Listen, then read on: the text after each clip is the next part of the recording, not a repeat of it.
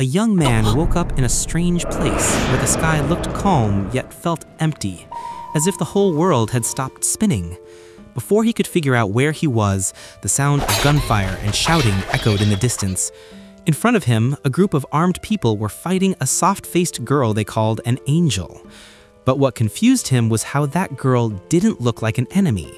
Her gaze was calm, her movements graceful, yet every attack she made could stop time itself.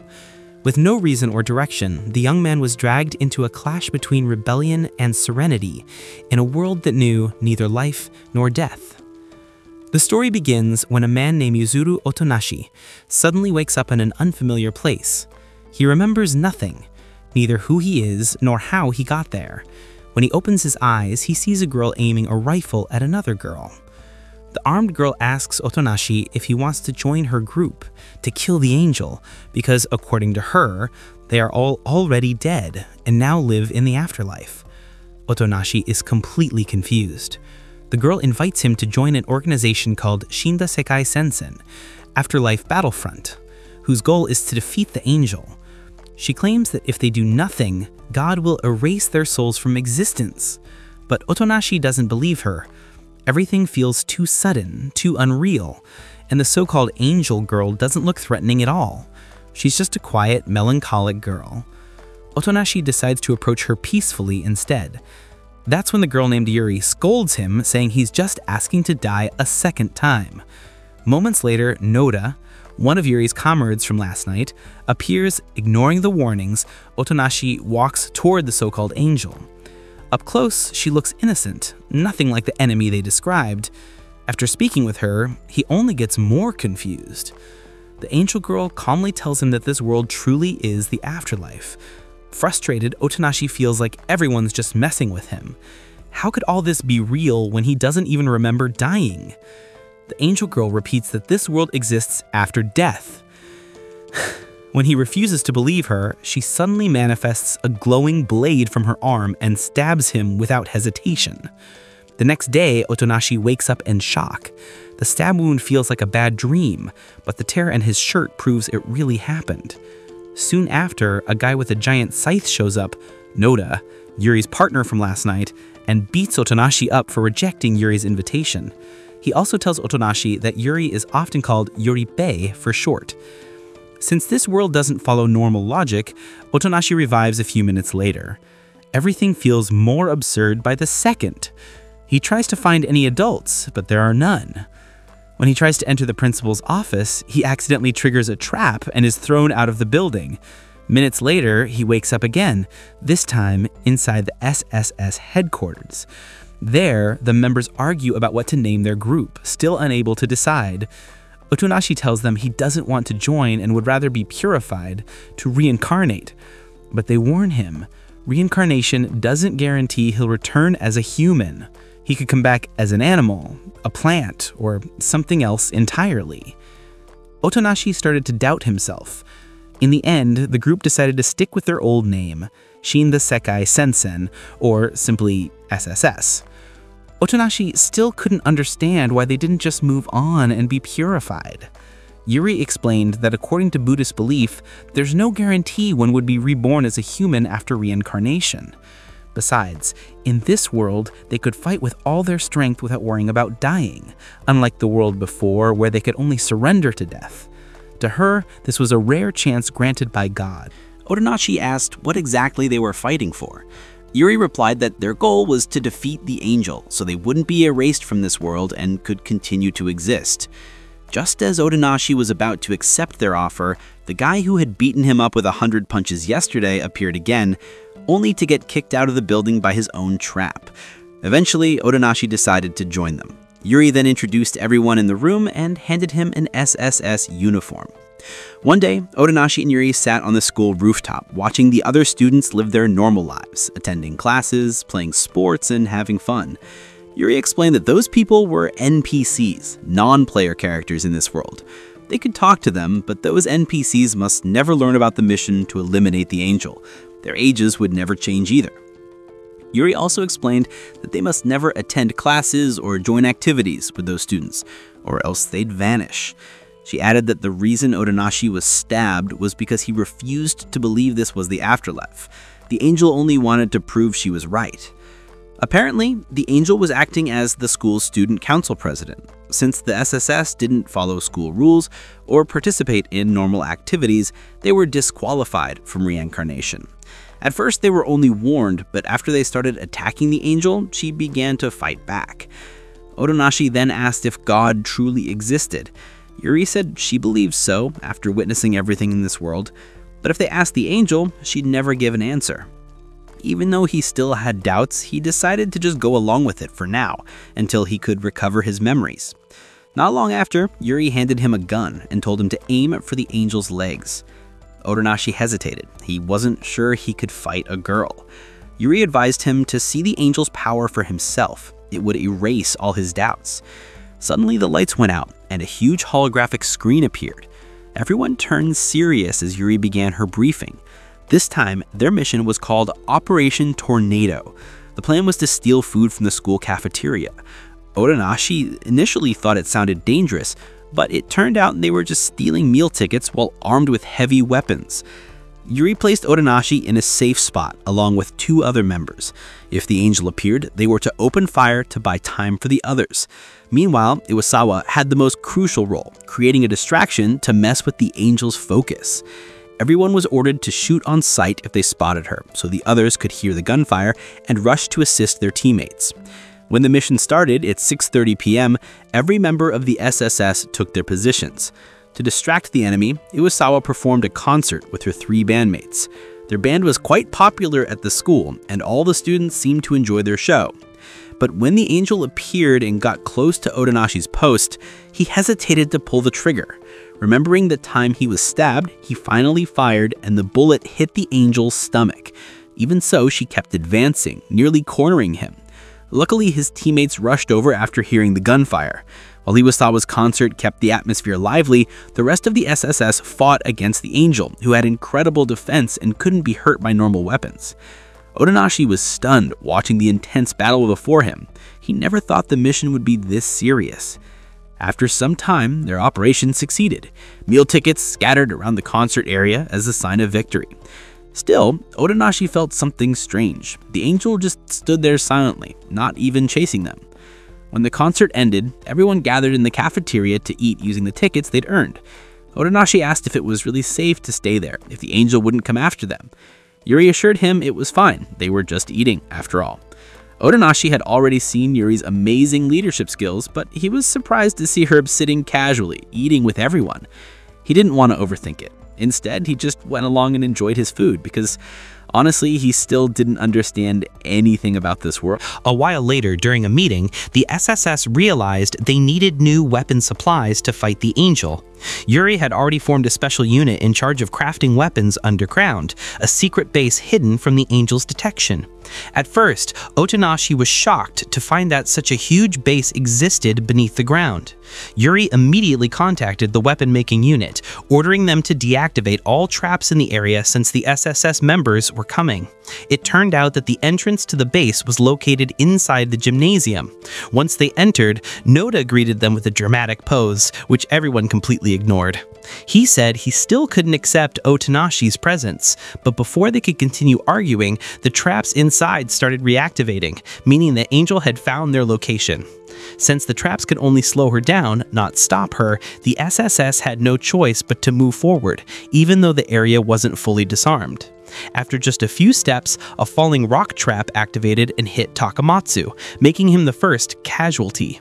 Even though he died, everyone stayed calm, because in this world they could come back. Hinata tried to cheer Otonashi up, saying he'd been shocked too when he first saw his friends die, but after a while he just got used to it. Then they entered a narrow room. Oyama forgot that this room had an automatic trap door that would close by itself. Otonashi started to get irritated. Inside, there was a sharp laser trap. They all managed to dodge the beams, but Matsushita became the next victim. His body was too big to avoid the lasers. Oyama immediately felt sick, watching Matsushita's body sliced into pieces like sushi. Hinata tried to reassure Otonashi that Matsushita would come back to life, but once again, Oyama forgot about another trap. In the next room, the ceiling began to fall, ready to crush them all. TK used all his strength to hold it up so the others could escape, sacrificing himself in the process. In the next chamber, they faced an even deadlier trap. Suddenly, the floor beneath them collapsed. Oyama was the first to fall, while the others barely hung on by clinging to each other's bodies. Yuri felt she couldn't hold everyone any longer, so she told them to climb up quickly. When it was Otonashi's turn to climb, he hesitated, unsure where to grab since Yuri was a girl. Once he made it up, Hinata followed, but he accidentally grabbed Yuri's sensitive spot, earning himself a powerful kick that sent him falling down. Fujimaki was impressed that Otonashi had made it this far, though he was sure Otonashi would be the next to go. Ironically, Fujimaki himself fell victim to a water trap. He couldn't swim and was swept away. Now, only Otonashi, Yuri, and Shina were left. In corridor B15, Shina became the final victim when she tried to save a stuffed dog from being washed away. She fell into a waterfall with the toy, disappearing with it. That left only Otonashi and Yuri to continue toward the weapon factory's core. Yuri looked heartbroken after losing so many friends. They stopped to rest and talk. She began to share her dark past. She once lived happily with her family as the eldest of 4 siblings. One day, a group of robbers broke into their home. When they couldn't find any valuables, they ordered Yuri to find something precious within 10 minutes, or one of her siblings would die. She searched desperately but found nothing. Time ran out, and her 3 younger siblings were killed before her eyes. The police arrived too late. Since then, Yuri lived alone, haunted by deep trauma.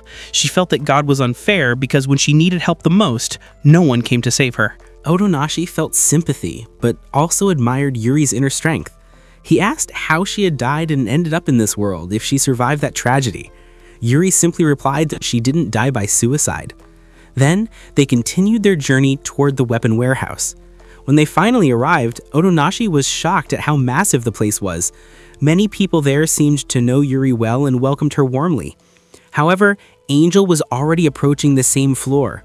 Yuri ordered everyone to evacuate and move to the old base near the mountain.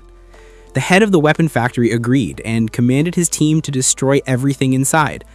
Though some felt sad about abandoning the place, they believed that as long as the knowledge of weapon making remained, they could always start over again. When the workers set up explosives to destroy the base, Yuri and Otonashi tried to stop Angel, who had already broken in. Since the girl was immune to gunfire, Yuri stepped forward with a knife in hand. Otonashi couldn't help but be amazed. Yuri was actually keeping up with Angel's lightning-fast movements. Just when Yuri was cornered and about to be stabbed, Otonashi tackled Angel with all his strength. The explosives were ready, but the cannon misfired due to the wrong ammo load. In the end, they blew up the place manually. Angel fell along with the debris of the weapon workshop. They finally reached their old base, still empty and silent. While everyone was fired up about making new weapons again, Yuri called in the SSS members who had already revived at the previous base. She looked sharp and commanding as she ordered everyone to regroup at the old hideout. Otonashi could tell Yuri wasn't just brave, she was a true leader. No wonder everyone chose to follow her. That day, Iwasawa introduced her new, mellow song. Even though it was beautiful, Yuri thought it was too calm to grab the NPC's attention. She wanted something louder, something that could really shake things up for the next mission. Tomorrow's plan was an infiltration mission into Angel's territory, part of their revenge campaign. This time, they'd work with a bespectacled student named Takayama. Though many doubted his skills, Takayama silenced them by muttering complex strings of mathematical formulas. Even Noda, who was famously dumb, screamed in confusion. Thanks to that, Takayama was accepted as the lead investigator for the Angel area. Takayama, however, preferred to be called Christ. Yuri chose him for a reason. No one in SSS could match his intelligence or hacking abilities. Otonashi couldn't stop wondering what Angel's area looked like or what kind of machine she was using to help her. But no one had an answer. This was their second major operation. Yuri was certain Angel would be more cautious this time, so she counted on Iwasawa to pull off a strong distraction. Yuri also believed that somewhere in Angel's domain, there might be critical data linked directly to God himself. After the briefing, Iwasawa walked out of the principal's office looking downcast. Her new song had been rejected for this mission. Meanwhile, Otonashi practiced his shooting after the meeting. He was happy to see his aim improving. He realized he'd come a long way with the team, and surprisingly, he didn't regret it. While taking a break, Otonashi accidentally ran into a loud, talkative girl named Yui.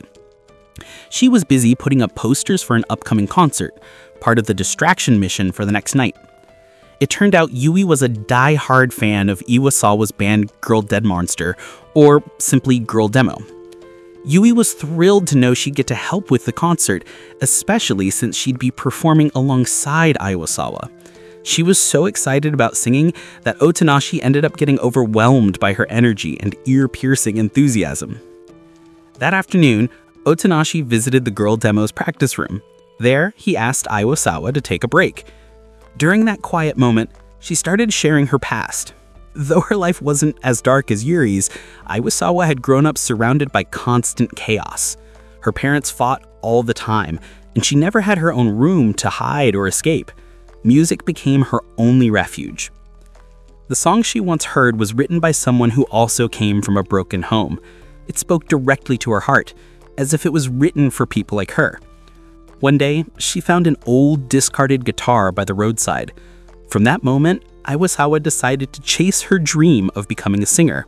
She worked part-time jobs to pay for school, fueled by determination. She joined countless auditions, jumping from one studio to another, all while struggling to support herself. She planned to leave her home once she graduated. But fate had a cruel twist. While trying to stop her parents from fighting, a bottle accidentally struck her head, causing brain inflammation and a stroke that ended her life. Now, in the afterlife, Iwasawa seemed finally at peace. Her story became a symbol of defiance against life's unfairness, a reminder of how people, no matter how broken, still yearn to stand and fight once more for the life that wronged them. Otonashi couldn't help but admire her even more. Meanwhile, the angel noticed the concert posters prepared for the distraction mission. Some NPC students protested her behavior, but she didn't seem to care at all. That night, the operation began. The Girl Demo concert kicked off with excitement, though the audience was still small. Elsewhere, Yuri, Takayama, and the others successfully sneaked into the girls' dormitory, the angel's supposed base. Otonashi was disappointed. He had expected a secret hideout like in the movies, but it was just a normal girl's room. The others quickly held him back to keep him quiet, while Takayama focused on hacking the angel's computer system, ignoring Otonashi's protests. On stage, Iwasawa started another song that soon drew a huge crowd. The student council arrived, trying to shut down the concert since it wasn't on the school schedule. But the students refused to leave and begged them to let the concert continue. Fired up after seeing the angel herself appear, Iwasawa played even louder. Hisako reported to Yuri that the angel was already at the concert, urging them to hurry. Takayama finally managed to access important files. Yuri insisted they find any crucial information, but all they discovered was a list of every student in the school, including their own names. At the same time, the teachers intervened. They shut down the concert and caught all the distraction teams. Just as they were about to confiscate Iwasawa's guitar, she rebelled, performing the song she had once written but Yuri had rejected. With help from her friends who powered up the school's sound system, her voice echoed through every corner of the campus. The lyrics and melody deeply touched everyone who heard them. Meanwhile, Yuri stumbled upon notes about the angel's abilities and was stunned to learn that the angel could create clones of herself. Iwasawa realized that this was her true purpose in life, to keep singing and heal others through her music. She finally found peace after understanding the meaning behind her existence. When her final song ended, her body began to fade away, glowing softly until she completely vanished. She had been purified, freed from the regrets of her past life, and ready to move on to the next world. Everyone who witnessed it stood frozen, confused, and silent. Meanwhile, Yuri began to question everything. Even though they had just learned about the angel's powers, their faith in the existence of God grew even more uncertain. It turned out the so-called angel didn't receive her powers from any divine being. She created them herself. Then came the question, where did Iwasawa go? At first, everyone assumed the angel erased her, but Yuri denied it. She realized that salvation didn't come from the school's rules or the angel's orders, but from within themselves.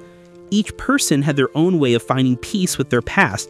During a meeting, Hinata zoned out, remembering the unfinished baseball game from his life before.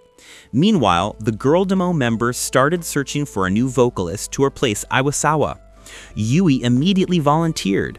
She sang one of Girl Demo's songs with fiery energy. Despite the others' doubts, Yui's admiration for Iwasawa shone through her performance. In the end, Yuri decided that the Girl Demo members themselves would vote on whether Yui deserved to become the new vocalist.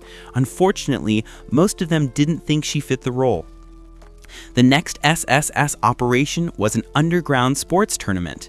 Every member had to form a team and compete. Losing to the NPC students meant facing a punishment worse than death, one personally delivered by Yuri, their leader. Hinata quickly invited Otonashi to join his team, and they began recruiting members. He first approached his old friends, including Matsushita, who was already with another group. When he tried to recruit TK, he found out that TK had joined Takamatsu's team. Frustrated, Hinata was left short by 7 players for his baseball team. In the middle of their search, Yui suddenly appeared and asked to join. Hinata hesitated. Yui was loud and clumsy, but then he thought she could serve as a distraction if needed. He reluctantly agreed to let her in. Unfortunately for him, Yui could read his expression and immediately punched him for thinking of using her as bait. The two ended up brawling like children, but Otonashi couldn't help noticing that Yui was surprisingly athletic. Next, Hinata tried to recruit Shina, who was still sulking after failing to enter the weapon guild. She was training her concentration by balancing a broomstick on one finger. Yui called her stupid, which made Shina glare, but eventually Shina agreed to join, hoping to get a fair match against Otonashi someday. To fill the remaining spots, Hinata approached Noda. Though stubborn and loyal only to Yuri, Noda was skilled at throwing and swinging anything in his hands. The moment he saw Otonashi, he challenged him to settle their rivalry. Hinata interrupted, suggesting they settle it in the baseball field instead. He also mentioned that Yuri wouldn't approve of violence, which convinced Noda to join. That made 5 members, still too short. As they gathered on the school rooftop, the sun blazed brightly above them. Hinata stared at it silently, lost in his thoughts. When Otonashi called his name, he didn't respond until Otonashi tapped his shoulder. Hinata just smiled faintly and said they had no choice but to recruit ordinary students to complete their team. Then, Yui suggested recruiting some of her fans. She introduced 3 girls she already knew well. Hinata felt hopeless when he saw them. They looked weak and timid, but he couldn't expect much. At least now his team was full. As a precaution, they decided to leave the center position empty for now, while the left and right wings would guard the middle. Finally, Hinata's team was complete. Several SSS teams had already started their matches and won. Yuri felt pleased because this illegal operation was going smoothly and helping them fight against the Angel. All SSS teams passed the first round, and Hinata couldn't wait to catch up with the others. When Hinata's team was ready to play, several teams refused to face them, looking down on them. Hinata tried to explain that they were also students of that school. He asked Yui to help persuade them, but the girl ended up swearing at them and calling them cowards, so Hinata had to lock her up again. Finally, one team agreed to play against them. Before the match started, they planned out their strategy and decided who would bat first. Hinata picked Otonashi as the first batter, but Noda protested, wanting to go first instead. Hinata insisted that Otonashi would bat first, Noda second, Shina third, and Noda would be the cleanup hitter who could decide their victory. After hearing that, Noda finally agreed. When Otonashi's turn came, every ball he hit was caught by Noda, causing an out. But Shina and Hinata managed to hit the ball well. Noda, as the last batter, even scored a home run. When it was their turn to pitch, Otonashi couldn't throw properly, and Noda ended up catching his failed throw, causing another argument in the middle of the game. Even so, they played surprisingly well, and Hinata's team made it to the next round. But the real challenge arrived when the Angel team, none other than the student council president herself, challenged Hinata's team. Yuri watched from the principal's office with a satisfied smile. This time, they were up against real baseball players. The others doubted they could win, but Yui, full of fiery confidence, shouted insults at them, insisting they would win. Because of her behavior, Hinata once again locked her up in frustration. By the end of the day, Takayama's team had lost, while Takamatsu's team was disqualified by a called game. Now the only hope left for SSS was Hinata's team. Yuri sighed when she heard the report. She had really wanted to defeat the Angel in a fair and honest match, but she felt it was impossible to expect that from Hinata's team.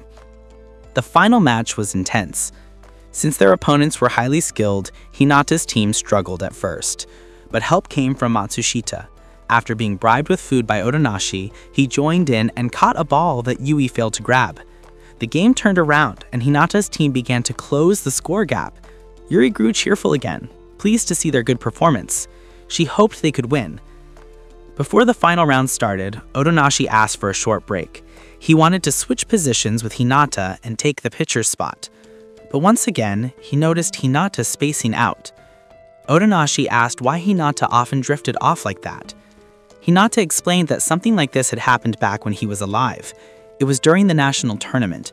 Their score was still uncertain, and in the final decisive round, he had to catch the ball coming toward him. But he couldn't remember whether he actually caught it or not. Hinata figured he must have missed it, because if he had caught it, he would have remembered that precious moment. Instead, what stuck in his memory were the harsh words from his teammates.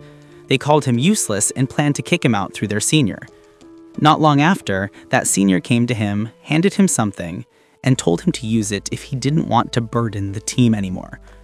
Hinata froze when he saw what was in his hand. Otonashi looked worried after hearing that story. He asked if Hinata would disappear once they won, if he succeeded in catching the ball. Hinata gave a faint smile, saying he hoped that wouldn't happen, but Otonashi didn't believe it. Now, history seemed to repeat itself.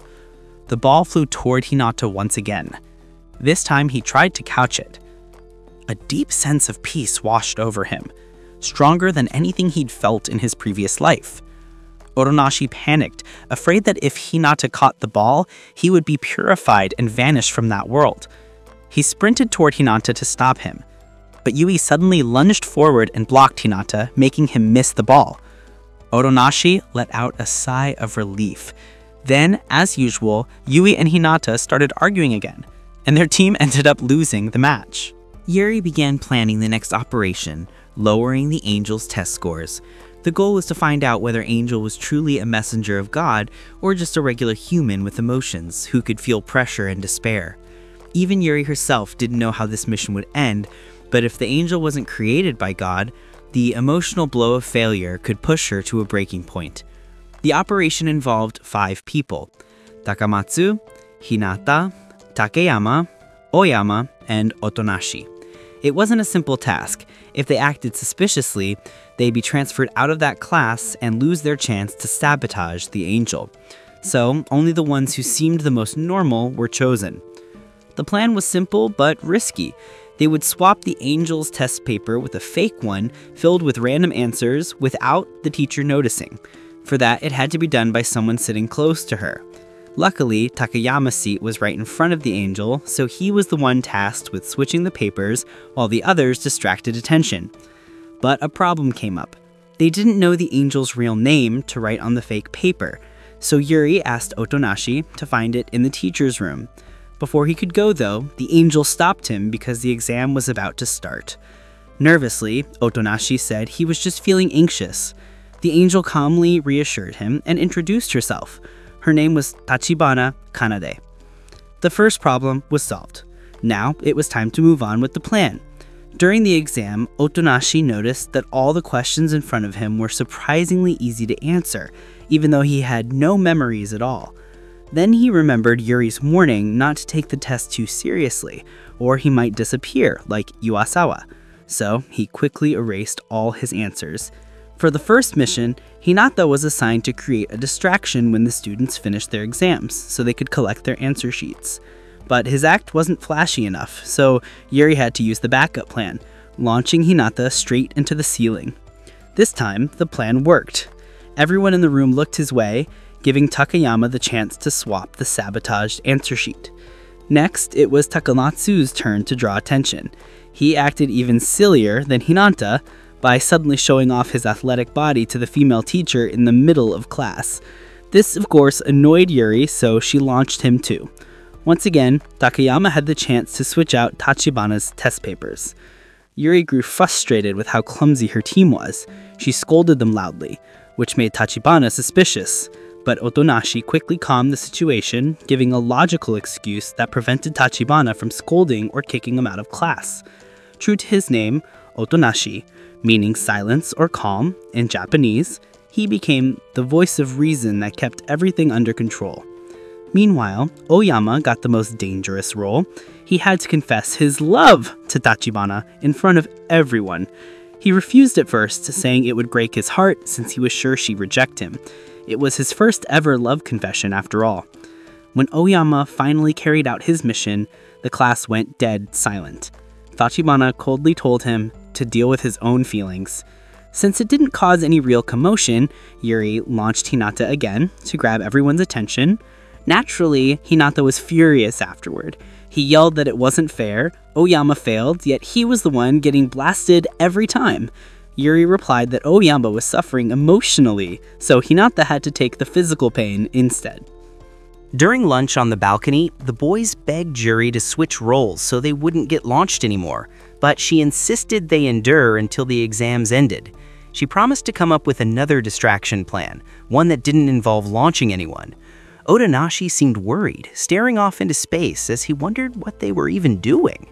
To him, it all felt like meaningless chaos that everyone would soon forget.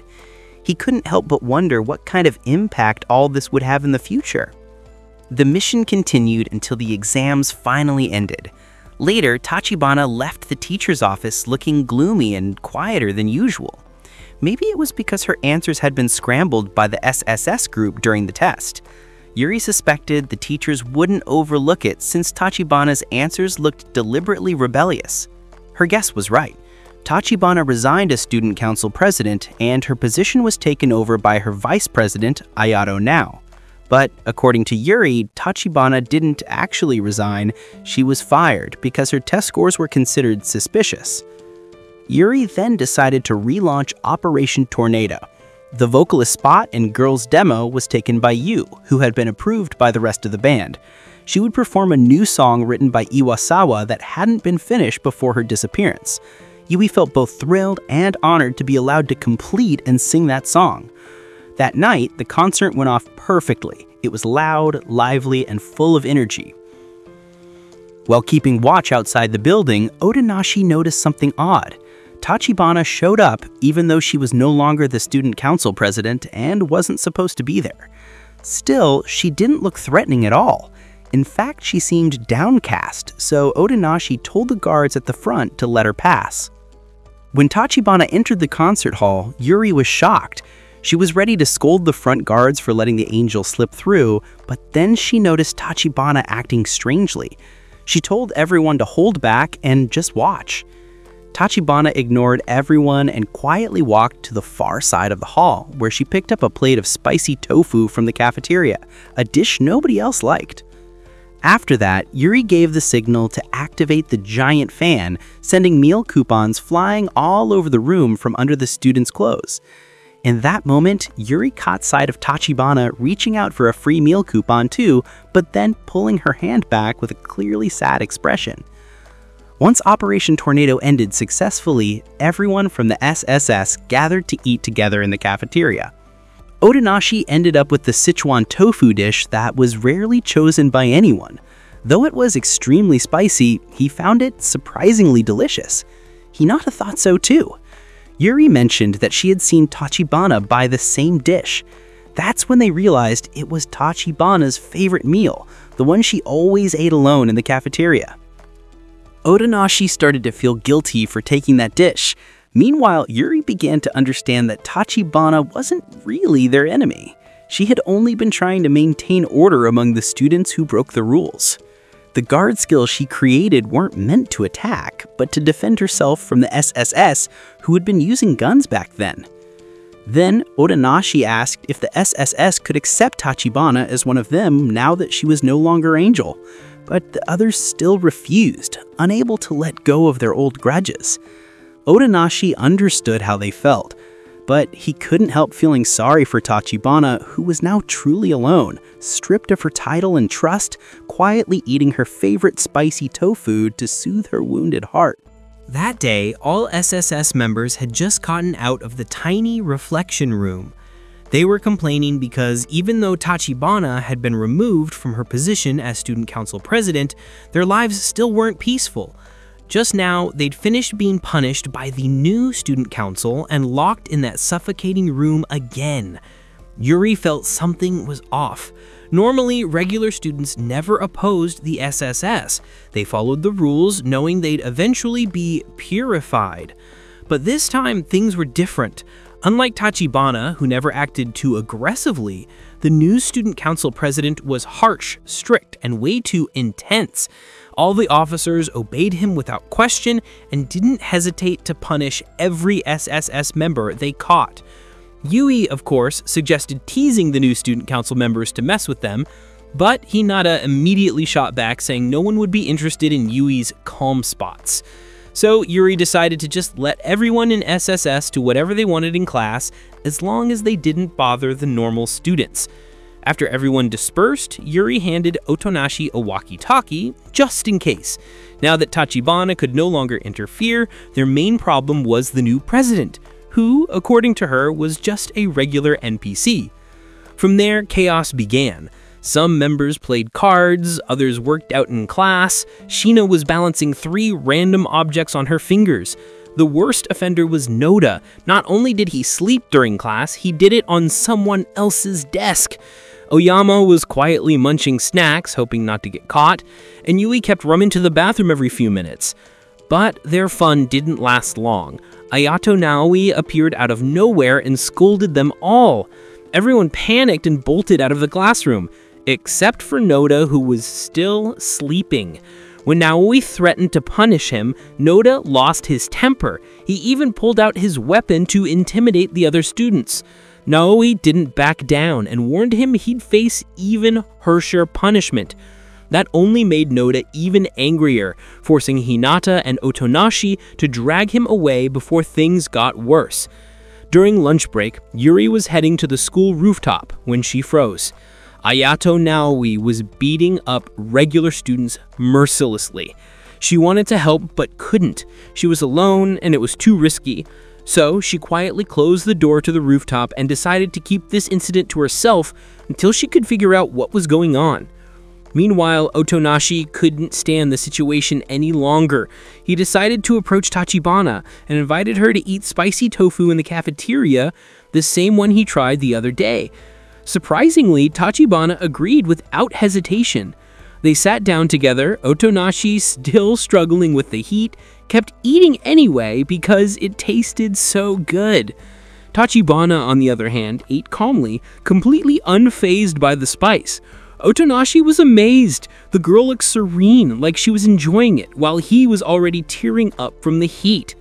But just as they were eating, Ayato showed up again and scolded them for eating before lunchtime. For punishment, they were locked in the reflection room once more. This time it was even smaller and more suffocating. The thick metal door made escaping impossible. Yet, in that stifling place, Tachibana just calmly fell asleep, saying she felt sleepy after eating. Before he knew it, Otonashi also dozed off in the corner. When he woke up, he tried to figure out a way to escape. Suddenly, a loud explosion echoed from outside.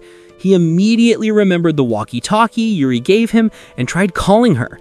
At first, there was no response, but soon Yuri's voice came through.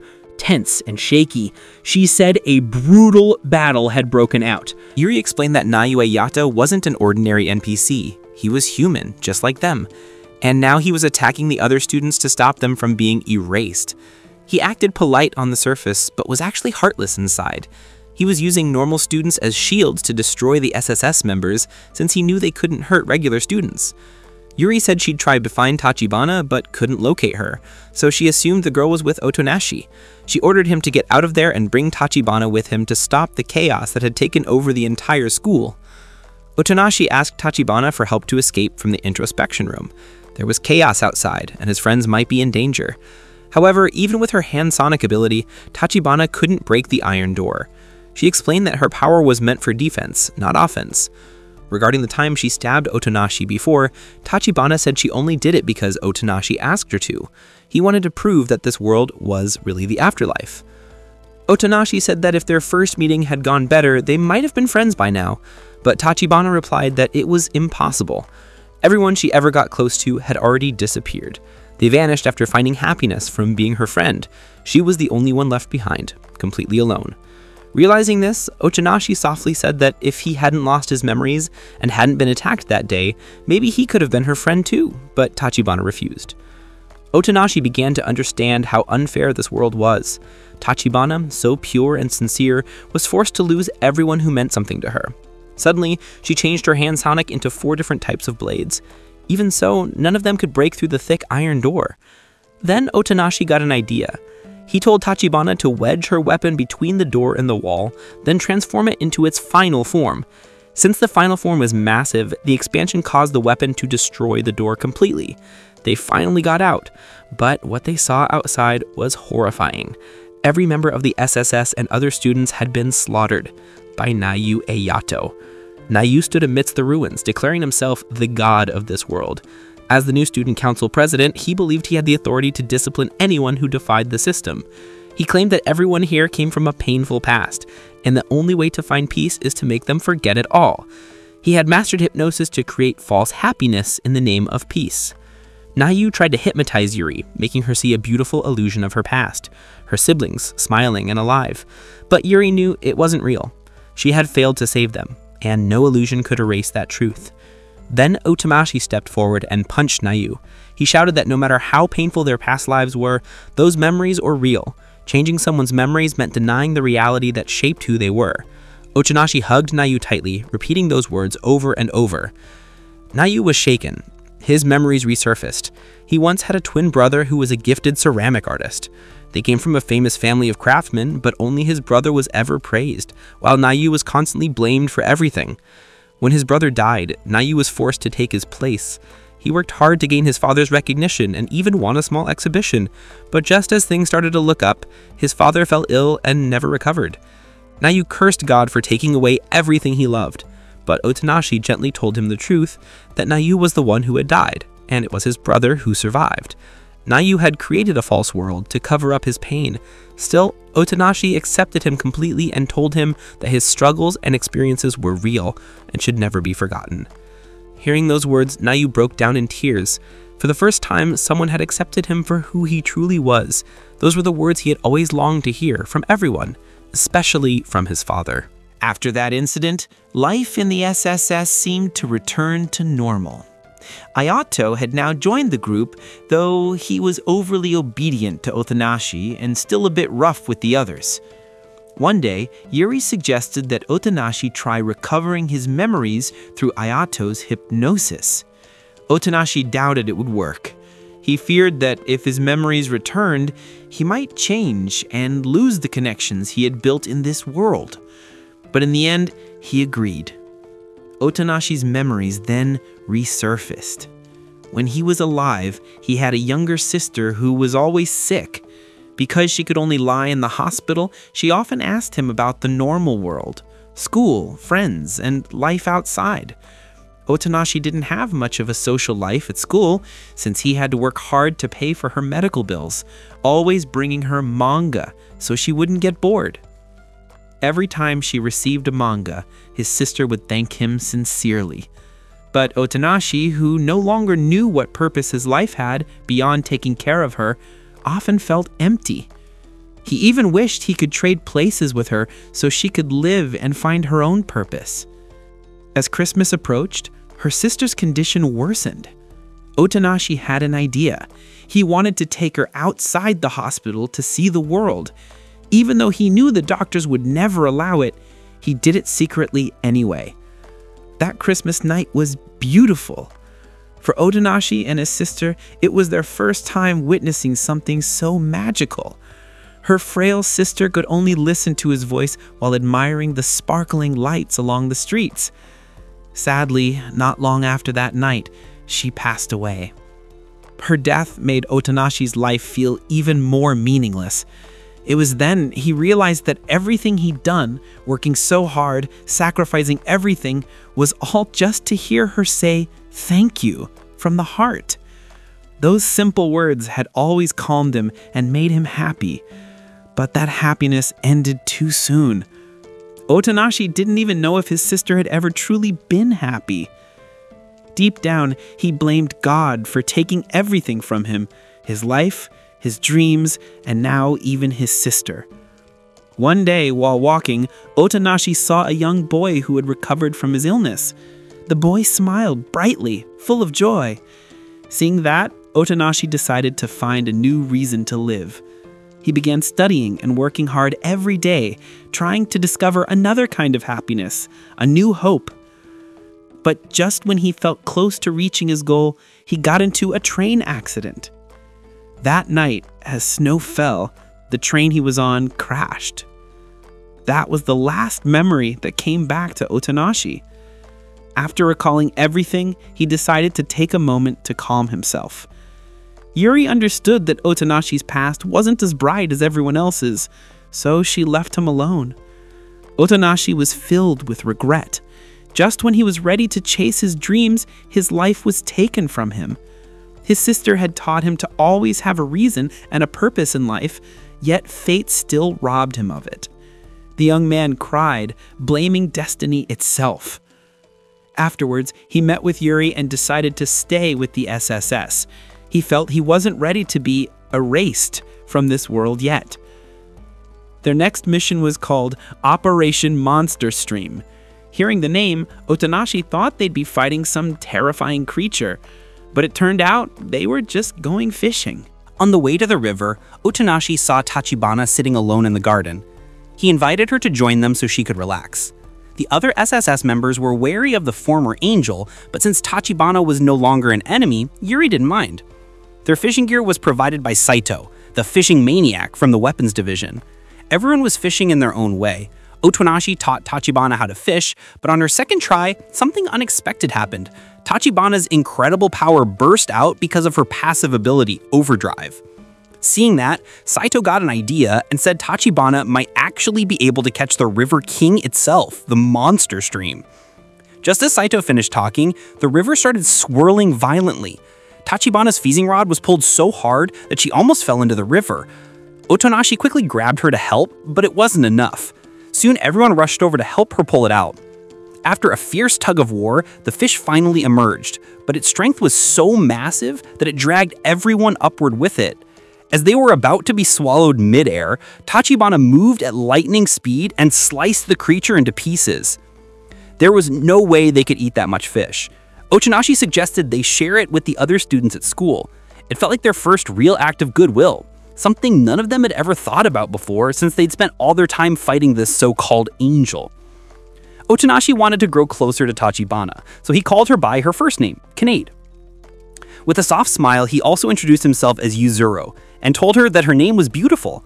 But that peaceful moment didn't last long. Yuri suddenly appeared, battered and bruised, claiming that she had been attacked by an angel. Otonashi was shocked. Kanade had been with him the entire day.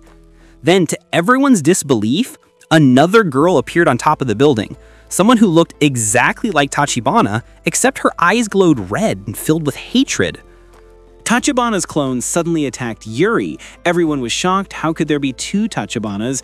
They all teamed up to fight the fake Kanade together. Even the real Tachibana joined the fight against her clone, but she ended up badly injured. After the battle, they carried her to the infirmary. There, Yuri explained that this might be one of Tachibana's abilities called harmonics, a skill that allows her to split herself into multiple bodies. Yuri had seen that skill before when investigating Tachibana's database on her computer. It was classified as an offensive skill, which was strange since Tachibana usually preferred defensive abilities. Ayato guessed that Tachibana might have accidentally activated that skill when saving them from the River King. Otonashi believed the real Tachibana would never attack them first, she just didn't have that kind of intent. Yuri accused Otonashi of defending her too much, but he simply felt sorry for her. A new question came up: should they fight Tachibana's clone? For now, Yuri told everyone to keep living their school life as usual, but not too seriously. They had to avoid acting like normal students, or they might get erased. She also ordered them to stock up on weapons to prepare for the fight against the clone. While the others tried to blend in, Yuri went back to the angel player to study Tachibana's skills. There, she found a new skill that could merge all the split bodies created by harmonics. She programmed it to activate within 10 seconds. But then another problem appeared. A mysterious new skill named Howling suddenly showed up. Yuri suspected it was created by the clone. Later, Yuri went to the infirmary to check if Tachibana had recovered, but when she arrived, the room was a total mess, and Tachibana was gone. Yuri explained that she had already reset Tachibana's program on her computer, but judging from the state of the room, it clearly didn't work. Tachibana had been kidnapped. All SSS members were gathered in the gym. After investigating, they suspected the clone had taken Tachibana to the old, ruined building. They quickly launched a rescue mission, knowing full well that the place was full of deadly traps. When they entered the underground area, they noticed the traps weren't working anymore. They hadn't been repaired. But their biggest threat now was the Tachibana clone waiting ahead. Just when everyone thought they could finally defeat it, Noda was suddenly stabbed from behind by another clone. Panic spread everywhere. Yuri quickly came up with a plan. Amid the chaos, she spotted a door leading to another room and ordered everyone to head there. She speculated that the clones could use the same harmonics ability as the real Tachibana. Ayato explained that the clones might have already duplicated themselves before Yuri changed the program on Tachibana's computer. That means there could be countless clones by now. They realized SSS had been lured into a trap meant to wipe them all out. Even knowing the danger, Yuri refused to back down. Her friends also chose to keep fighting. They didn't want to be erased without meaning. The battle continued. At the front lines, they were blocked by one of the clones. Matsushita sacrificed himself to hold it off so the others could escape. After that, they decided to lock down the clones' movements, even if it meant sacrificing themselves one by one. TK went next, followed by the others, until it was Ayato's turn. But no one could even bring themselves to say his name. Then Otonashi prepared to sacrifice himself, but Hinata stopped him. He knew Tachibana must be waiting for Otonashi, so he had to survive and reach her. But just as things got emotional, Yui kicked Hinata and jokingly said she'd see him in the afterlife, though Otonashi couldn't tell whether she actually liked or hated him. As they pressed on, Yui fainted after bumping into some rubble, and everyone assumed she'd been attacked by an angel. Now it's Yuri's turn to face the clone directly.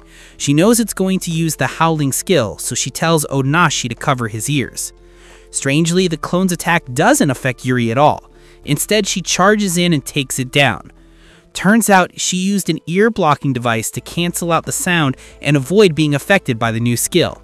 Finally, Otonashi reaches the real Tachibana. He asks her to use her harmonic skill so all the clones can merge back into her body. But Tachibana warns him, if she does that, all the feelings and experiences of the clones will flood into her mind too, which could be incredibly painful. Otonashi tries to stop her, but it's too late. Tachibana screams in agony as the consciousness of all her copies crashes into her at once. Otonashi can only hold her tight, trying to comfort her through the pain. Yuri feels guilty for putting Tachibana through such suffering, but Otonashi reassures her. He tells Yuri she did what she had to do to protect everyone. After Yuri leaves, Otonashi stays beside the unconscious Tachibana. The SSS members grow anxious, unsure whether Tachibana will ever wake up, or worse, if she'll turn evil. Nobody knows what will happen. Having 100 consciousnesses forced into one mind could completely break her and twist her personality. Determined to find answers, Yuri decides to investigate Tachibana's system with Takayama's help, since he's knowledgeable about programming and English. Meanwhile, TK and Matsushita stand guard in the infirmary, making sure Tachibana's body is safe from any surprise attacks. Ayato points out that even if Yuri manages to access and lock down Tachibana's system data, it won't fix the real problem. As long as her system remains active, Tachibana could always generate new data again. On the other hand, Otonashi regains fragments of his memories while asleep. After the train crash, he actually survived, along with a few others trapped inside the collapsed tunnel. There, he helped an injured man named Igarashi. Unfortunately, every escape route was blocked. There was no signal and rescue never came. Otonashi and Igarashi worked together to help the survivors, giving first aid and keeping everyone calm. Otonashi decided to explore the back of the tunnel for another exit, but that path was sealed too. He suffered a deep wound in his stomach, but hid it so no one would worry. He told everyone to stay calm and gather food to survive, though not everyone agreed with him taking the lead. Igarashi stood up for him, saying Otonashi was the only one who stayed composed and acted fast when things went bad. On the second day, their food and water supply started to run low. A man who opposed Otonashi stole all the water, but was caught, and in the struggle he accidentally spilled their last remaining bottle. Everyone was furious and wanted to beat him up, but Otonashi told them not to waste their energy. He even shared his own water with everyone. Igarashi followed his lead and gave half of his share to Otonashi. But things only got worse in the following days. Food and water became scarcer, and one of the wounded victims eventually passed away. Everyone started losing hope about their fate. As their bodies grew weaker, Otonashi remembered his younger sister, how she kept smiling and fighting even while battling a deadly illness. She didn't survive because during her final moments, no one came forward to donate an organ. That memory reignited his resolve. On the 7th day, gravely injured and barely hanging on, Otonashi wrote a will. In it, he said that if he died, he wanted all of his organs to be donated to those in need. That selfless act touched everyone's hearts. Inspired by him, they each began writing their own wills, ready to face whatever awaited them. Just when it seemed like the end, rescue finally arrived. Sadly, Otonashi didn't make it. He took his last breath as a hero, saving the others, donating his organs, and moving everyone around him to do something good with their lives. Slowly, Otonashi opened his eyes. Tachibana was sitting beside him, gently brushing his hair. She had regained consciousness. Relief washed over Otonashi and he smiled, saying that all of his memories had returned. He remembered being on his way to take a medical exam when the accident happened, but before he died, he made sure his body would be donated according to his final wish. Hearing that, Tachibana thanked him on behalf of everyone who had received his organs. Tachibana then asked if Otonashi no longer had any regrets. He said yes, but she was confused as to why he hadn't disappeared yet. Otonashi explained that he wanted to help his friends in this world and stay with them a little longer. At that moment, he realized Tachibana's true role was to guide lost souls so they could move on without regrets. It was then he understood how much they had all misunderstood her, especially since Tachibana had never been good at expressing her true feelings. Now, he was determined to help her bring peace to everyone's hearts so they could all move on to the next stage. But there was one problem. The SSS no longer had an enemy, which made Otonashi's plan difficult. So he suggested that Tachibana become their enemy again by rejoining the student council, just like before. Even if it meant being alone, he promised that he would always stay by her side, from behind the scenes. That way, they could save everyone together, one by one. With Otonashi's help, Tachibana managed to reclaim her position in the student council. She proved that her previous test answers had been tampered with, and the culprits were punished by the teachers. All the SSS members who sabotaged her exam were forced to retake their tests. They all complained, saying Tachibana had struck back, and they suspected that her clone's memories had taken over, turning her into someone no longer their friend. Now Otonashi begins his big plan, helping the members of the SSS group fulfill their dreams so they can move on peacefully to their next lives. His first target? Yui. According to Otonashi, Yui seems close to resolving her regrets. She just needs a little push to find peace. So he comes up with a simple plan. Tachibana will take Yui's guitar and tease her, saying her playing sounds awful and annoying. That will definitely make Yui chase after her. When she does, Tachibana should lead her to the place where Otonashi is waiting. But things don't go as planned. Yui doesn't chase Tachibana like he expected, so Otonashi goes straight to the practice room himself. There, he hears Yui singing without her guitar, and her voice sounds beautiful. But Yui feels something's missing. She says she can't sing wholeheartedly without her guitar, so she goes off to find the guitar that was confiscated. When she finally gets it back, Otonashi says, "You're free to play your guitar however you like." Hearing that, Yui lights up with joy. But she also admits that it's okay even if she's no longer a guitarist. She still has many other dreams. Otonashi listens as Yui eagerly lists them. She wants to play baseball, win a soccer match, become a pro wrestler, and even pull off a German suplex. All of these dreams come from her childhood wishes. It turns out Yui was once in an accident that left her completely paralyzed. She could only lie in bed, unable to move without her mother's help. But her mom loved her deeply and cared for her with all her heart. During her bedridden days, Yui often watched TV shows and dreamed of doing all the things she saw people doing there. Even though it sounded impossible, Otonashi understands her feelings. He decides to help her make those dreams come true, starting with pro wrestling practice. But it's not as simple as just fighting. Yui can't even do a backbend. So she practices for hours non-stop until she finally pulls off the perfect hold. When she tries the German suplex on Otonashi again, she manages to pin him down until time runs out. Otonashi praises her, saying she's just like a real pro wrestler. Next, Yui wants to score a soccer goal by dribbling past 5 players, just like Diego Maradona. It's a crazy challenge, but Otonashi gets TK and 4 others to help make it happen. He keeps it a secret from Yuri to protect Yui's pride. After all, they're just resolving things through athletic challenges. The guys agree, but when they get to the field, instead of Tachibana, they find Yui already there, ready to kick off.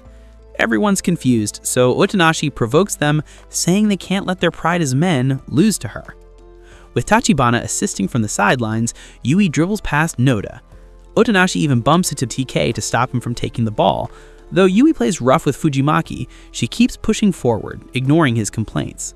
Finally, it's just her and Hinata, one-on-one. When Hinata tries to block the shot, Tachibana redirects the ball and Yui scores. The boys are stunned, unable to believe they were beaten by Yui alone. They walk away looking defeated. Her next dream, hitting a home run. To help her, Otonashi trains with Yui every day so she can hit harder and more accurately. During practice, Hinata secretly watches from afar and eventually asks Otonashi to pitch a ball for him too. After days of training, Yui still can't hit a home run.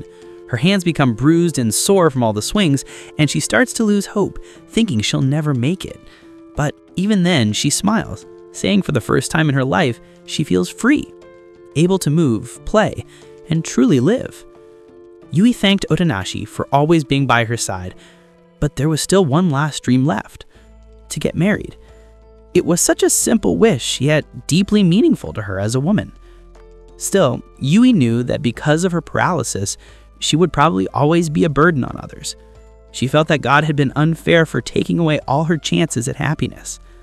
Otonashi wanted to comfort her, but he couldn't promise her that marriage.